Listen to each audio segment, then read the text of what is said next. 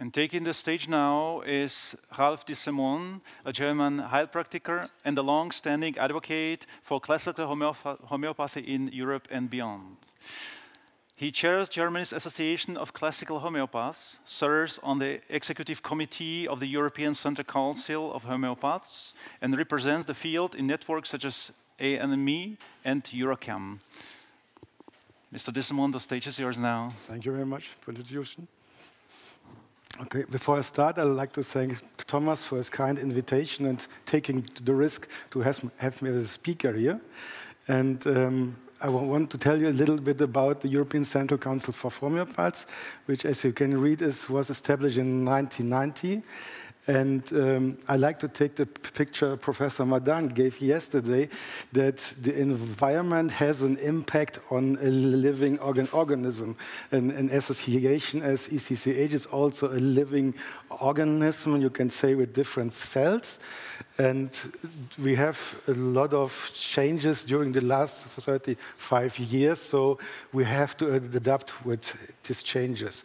And for me, one aspect of health is to adapt with a different environment without getting sick. So if you stay healthy in a changing environment, you must have a strong health. And that's what I think the European Council of Homeopaths has done during the last years. So you can see on the picture where our members association are located at the moment. We have 16 members association all over Europe. And it was a change during the last 35 years because 1990, or the middle from 1980s until 2007, 2008, I would call the golden years of homeopathy. A lot of new practitioners coming. Homeopathy was requested in the health system, and homeopaths had a good running practice. And after 2005, where the Lancet article was published, we're facing challenges and the skeptics get more and more aggressive. So we have to adapt with this problem. And one thing is that we lost a few member associations during the last years, but still we have 16 members association. And I think this is a lot in Europe to have 16 members association. And it's from Norwegian to Greece and from Portugal to Czech Republic, so it's all over Europe. ECCH has an executive committee of 3 elected officers. Our chair at the moment is Michael Smith, an independent homeopath practicing in Ireland and located in Ireland. And I'm in ECCH since 2012, and Michael was already there. And I can't imagine ECCH without Michael, because he was the treasurer, and in the time when Stephen Gordon was the general secretary, maybe some of you remember Stephen Gordon. I know that Madan remembers him, and Nora also. And Michael was the general secretary of ECCH after Stephen's death. And then we have the vice chair, Sophia Dimitri, and Sophia is an independent homeopath in UK, and she's practicing for a long, long time. And she was also the representative of the Society of Homeopaths from 1998 on. At the moment, the Society of Homeopaths is not a member association from ECCH. And as you can see, our chair and our vice chair are independent homeopaths, so that there are no conflict of interest with a national association, for example. And I think this is good that you have independent people who have just one head for the association they are working for. So our general secretary, Vali, I don't try to pronounce her last name, is from Greece, and she's doing a lot of work in our office. And Vali is also the representative from the Greece Association of Classical Homeopaths. And then myself, at the moment, I'm the treasurer of ECCH and representing WHC, a German Heilpraktiker Association for homeopaths. And last but not least, Miranda Urci from the Netherlands is trained in animal homeopathy, and Miranda is specialized in communications, and I can confirm this. Miranda is everywhere. And Miranda is also the co-president of the European Federation of Homeopathic Patients Associations, and maybe you have heard her speech before mine. And she's also a member of the Eurochem's executive committee. So, ECCH, we have an internal communication. It's with our newsletters, and the newsletter is sent on a regular basis. At the moment, we try to have a newsletter every second or every third month. And what we do since, I think, 3 or 4 years, we organize ECCH cafes where our members can join the board and our communication officer as well. And they can bring topics to this ECCH cafes, or we, as a board, suggested topics, and we can discuss these topics with our member associations. And we, as the executive committee, we have our day-to-day work, especially via emails. We have regular Zoom meetings, and we produce quarterly advocacy reports to the council. And I already mentioned in the regular newsletter, which is a new thing. I think it's for the last 1.5 years that we produce our newsletter.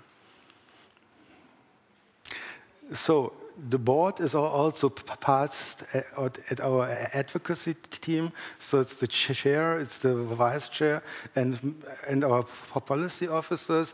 And this advocacy team has also regular Zoom meetings and email contact with other associations.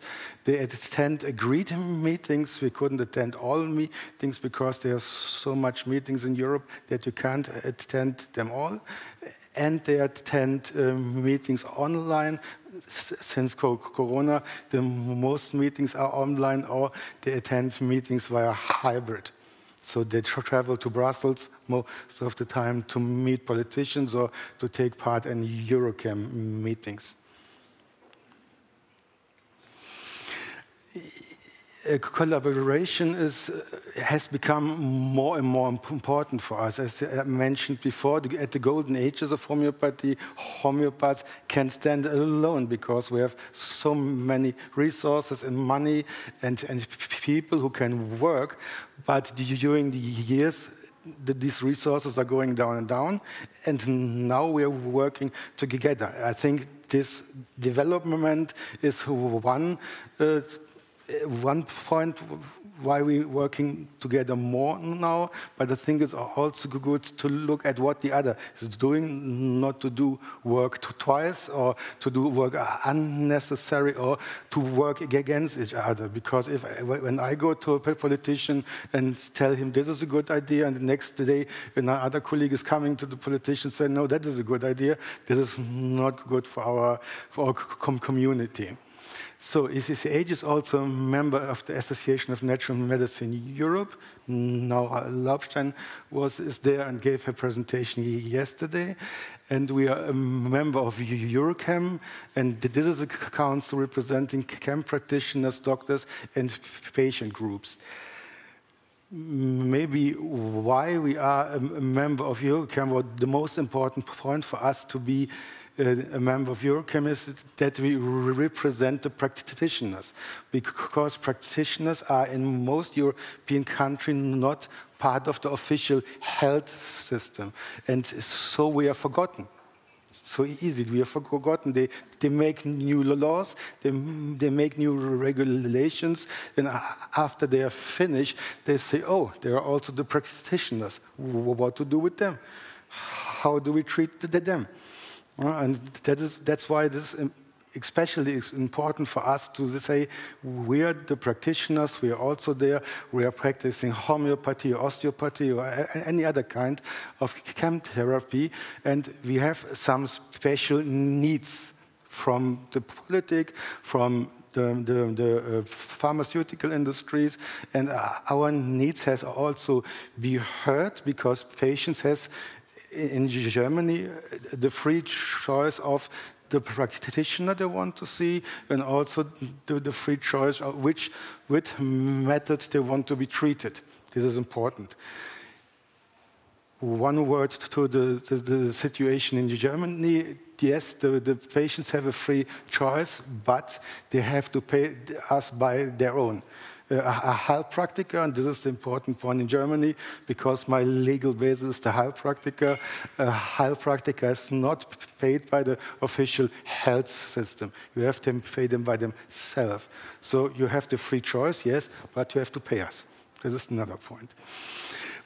ECCH is also a member of the European Public Health Alliance, a corresponding member of the European Coalition of Homeopathic and Anthroposophic Medical Products, and also EFPA, European Federation of Homeopathic Patients Association. We are all in contact with this group, and we and the anthroposophic doctor, so the anthroposophic practitioners, we use the same remedies. In brackets, when there's a change in the legislation of the remedies, we are affected as homeopaths, but they are also affected in the same way. I want to highlight our relationship with the European Federation of Homeopathic Patients Association, because the patients are the most important people for us. Without patients, we as a practitioner or doctor are not needed. And that's why we are working closer together with the patients associations during the last 2-4 years.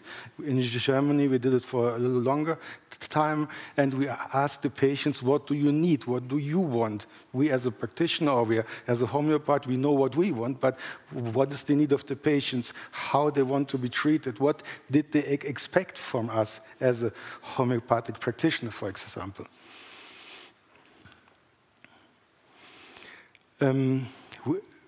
Because we are a member of EuroChem, we are also connected to the Traditional Complementary and Integrative Health Council, the TCIH. It is now formalized as a council and registered in Switzerland. And this was a very interesting story, because maybe you all know the TCIH declaration. And when I get this TCIH declaration first, I say the translation in German is horrible. You can't leave it, because this TCIH declaration has also a part where the education of the practitioner is mentioned. And if this the first version of the TCIH declaration would come into act, it would be not good for us as a practitioner, because the regulation would be very strict, and they also include some things we cannot fulfill because of our status as a practitioner.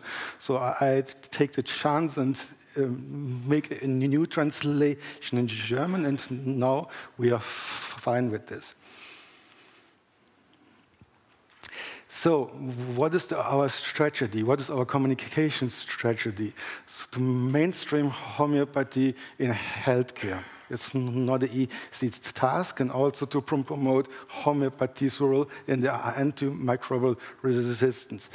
I think these 2 points are worked on from different organizations and on different platforms, but it's for 5 to 10 years now that we're working on it, and it's really difficult to make people understand. Not to treat the disease is also a topic we heard a few times in the last 1.5 days, but to improve the health of the patient, because a healthy organism doesn't get sick so easy.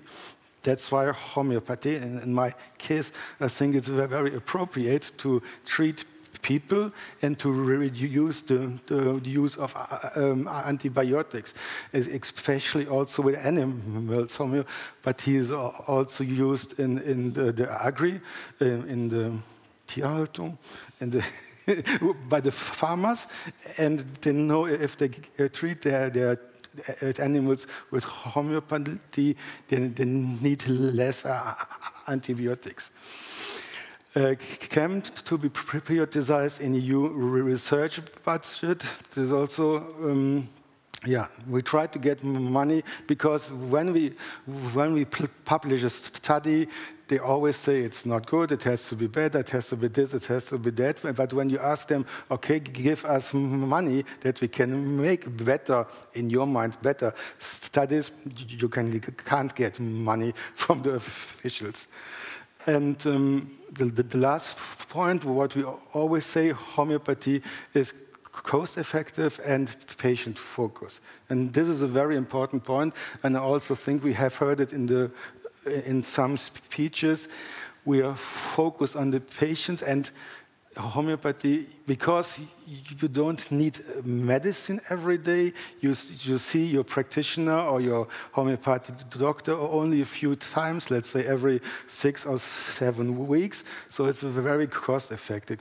The most research which shows that homeopathy is expensive is because homeopathy is always an add-on therapy to the conventional therapy. And this, of course, when I add something, this makes it more expensive.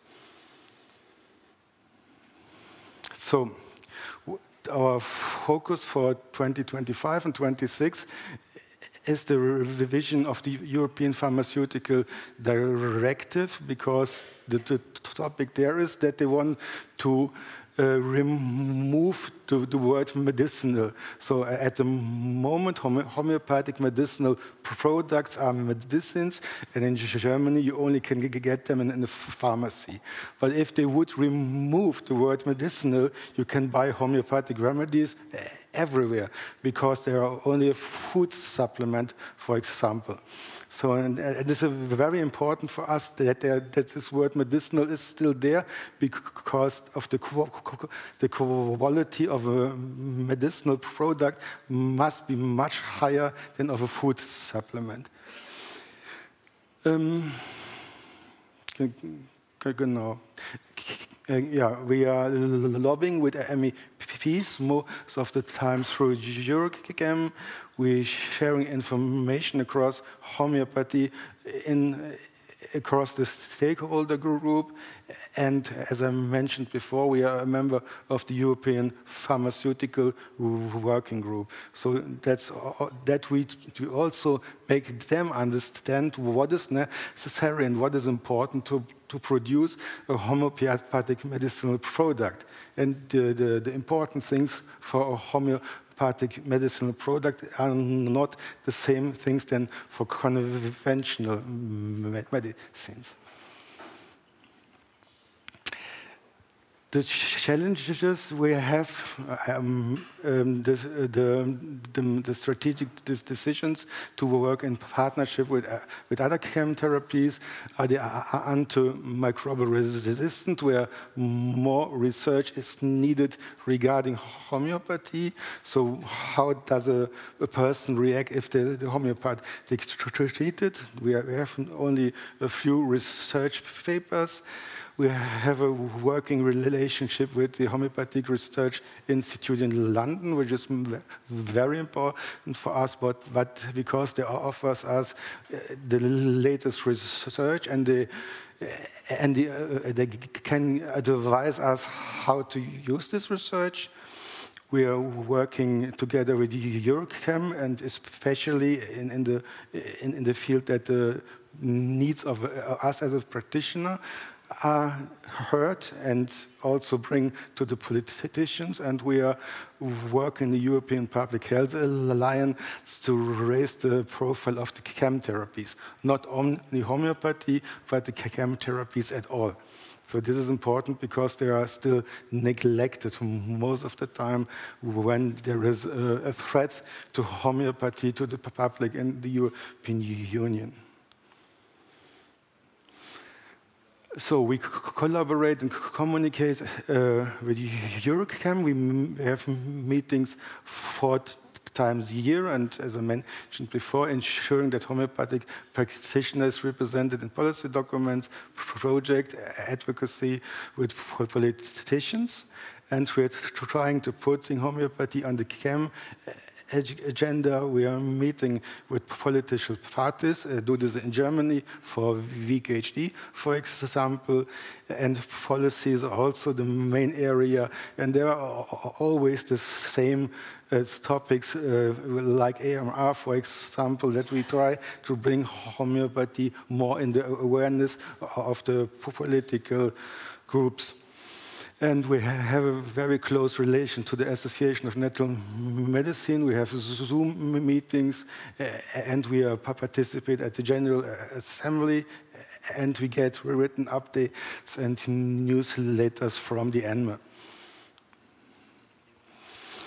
The European stakeholder group is the ECCH as the representative of homeopathic practitioners. The ECCH, they represent the homeopathic doctors in Europe, and the IVAA, that is the International Anthroposophical Group. And the thing which are connected are the medicine, because if there's a threat to homeopathic medicines, there's also a threat to anthroposophical medicines. And these three, ECCH, ECCH, and IVAA, are in close contact with ECCH, because ECCH is the association where the manufacturers and the pharmacies in Europe are together, and of course it is of their interest that they can produce homeopathic medicinal products and that we can use them. So there's a very close connection with the pharmaceutical industry. Another important point is that we produce guidelines for the education of homeopathic practitioners, and I would take the example of the education. The ECCH has developed an education guideline. It's only a guideline, so the schools in the different countries that doesn't have to use it, but they can use it. And I think we developed this guideline more and more during the last 5 to 7 years. And I just take the education. No, this is the right one. Yeah.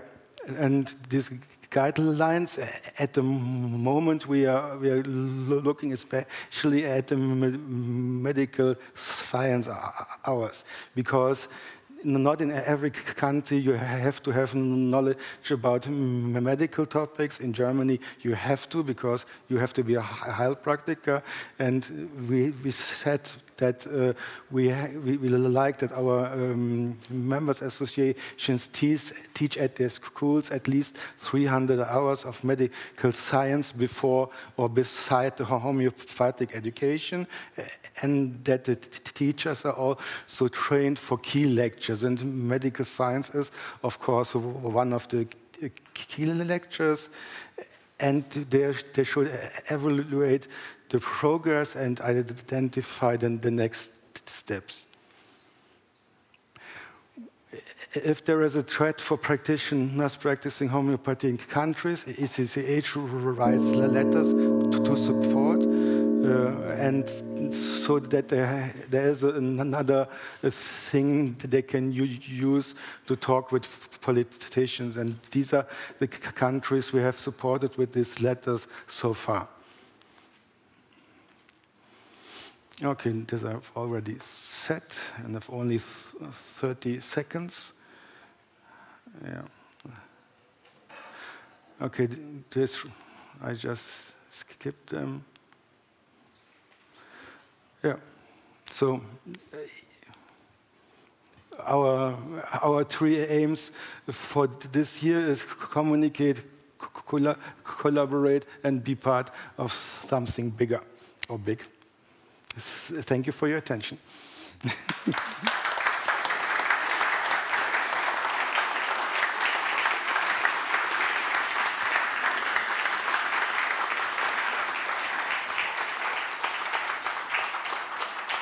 So, Mr. Dissemond, maybe we have time for a short question from the audience, maybe. So here's your microphone. Antoni Przeszla from Poland. Thank you very much for a great lecture. I would like to ask you, how is the relationship between allopathic doctors and homeopaths in Germany? Can they switch off one to go to the other and then go to homeopaths and come back to medical doctors? Okay, so the doctors are by law not allowed to work together with heilpraktikers, but this is the law. But a few the doctors during the last year, this is my personal experience, say, so I can't do something more for you, but I know a homeopath, please go to the homeopath and try homeopathy. But officially we are not allowed to work together from the doctor's side. But can doctors, when they're qualified as homeopaths, they can practice medicine plus homeopathy? Yeah, of course.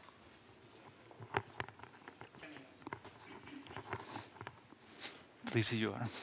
Yeah, actually, you skipped one slide. Yeah. That is NHMRC report on homeopathy in Australia. Australia, yeah. Can you tell a little bit more about that? Yeah, so the so-called Australian report. So the so-called Australian report was done at the first time, and the result was not positive for homeopathy, but also not bad for homeopathy. There are some promising sentences in this report.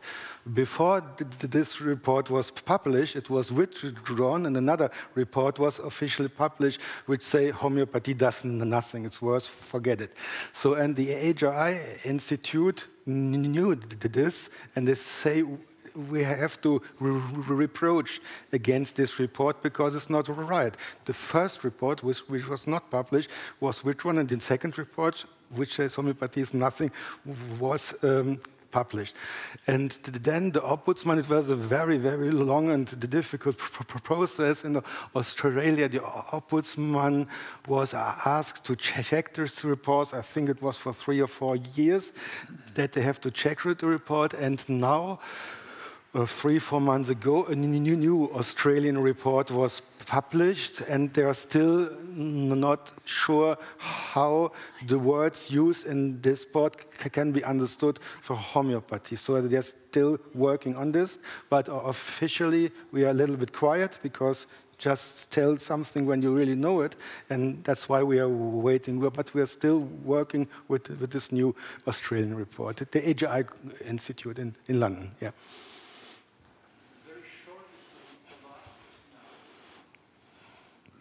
Thank you for your presentation. I'm an Ayurvedic doctor, but my mother was a homeopath. So I have a question for you. Yeah. Classical, pure homeopathic remedies versus the concoctions that we are seeing, mixtures. Now, like multiple homeopathic medicines in one. Like what I have seen my mother giving is pure classical homeopathic remedies like Nakswamika, Dalkamara, Palsatila.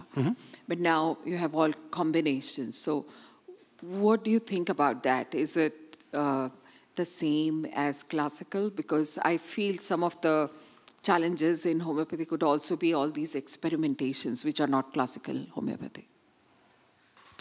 So on the one hand, you have these classical homeopathic remedies which are made from one source. On the other hand, you have the so-called complex homeopathic remedy which are made from the different sources.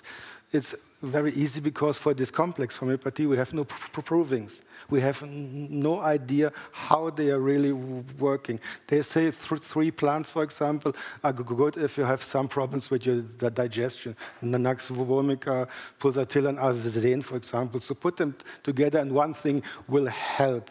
But this is not the way I'm working, because I try to understand the patient as a whole. I'm a homeopath.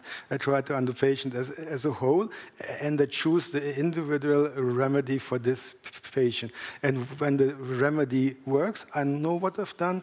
And also when the remedy doesn't work, I know what I've done wrong. So I can say, oh, Arsen, for example, was not the appropriate remedy, so I have to think again. And maybe I haven't understood this human being correctly. So I have to think about it again. Thank you very much, Mr. Dissemond, for your answers and for the whole presentation. Thank you very much.